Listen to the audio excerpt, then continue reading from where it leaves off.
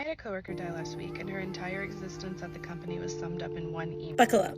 I was on vacation from work. It was Martin Luther King weekend. I was in Key West, and I got on Slack to brag to my coworkers that I was in Key West, and they weren't, because I was in Key West and they weren't. And I noticed a lot of chatter in Slack, which I found very strange. And I said, hey, what's going on? And they said, so-and-so didn't log on to a webinar. And I said, well, that's not totally unlike her, but also a little strange. Just call her. It'll be fine. Wake her up. I walked a fine line between being a little frustrated with the coworker, but also very concerned because she wasn't responding to anything and we couldn't leave her messages. I get in touch with my boss and I say, I really think we need to do a wellness call. I'm a little concerned. And she's like, no, we can't do that. I said, no, we need to do a wellness check. Well, you can't do that. I said, yes, you can. You call 911. You have her address in Human Resources. No, we can't do that. I said, actually, that's what they're there for.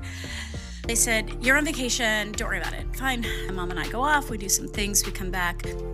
I check in with my boss. I said, are you just not checking in with me because I'm on vacation? And she said, well, we haven't heard from her. I said, wellness check. She said, we can't do that.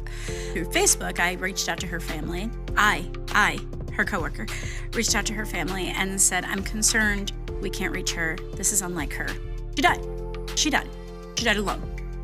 I returned from my trip. I found out on the way home that next day.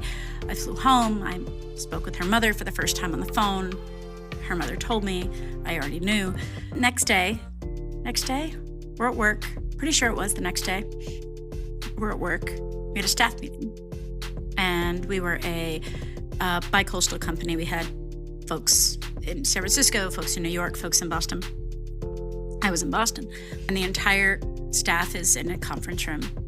And we told the folks in the San Francisco office that we were having issues. We had no audio. They kept talking. The meeting went on for about 90 minutes. And I said, oh, they're going to say something at the end. They said nothing. They said nothing to acknowledge this person's existence. And no one could understand why I was so upset. My boss out in California messaged me and said, people in Boston are saying you're quite upset. I said, of course I'm upset. No one said anything in the meeting to acknowledge the loss of this person. And they said, yes, they did. I said, we didn't hear it. Oh, you're having audio issues. Well, we didn't want to repeat it. Or you could have waited till everybody was present in the meeting. Audio, video, everything.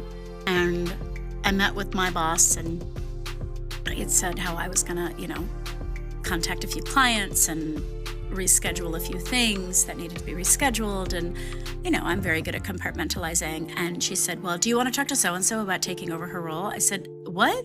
She said, yeah, we'll need someone to take over her role. Can you talk to so-and-so?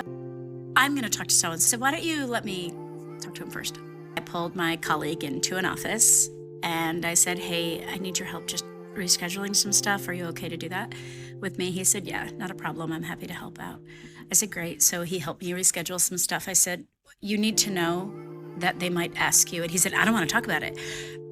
I said, I need to say this. I said, because you not wanting to talk about it and me not wanting to ask you aren't going to stop them. He said, can you give me 24 hours? I said, yeah. Their bigger concern was making sure her job got covered and making sure. And then they didn't want us telling any clients. And we were very close with our clients. Yeah.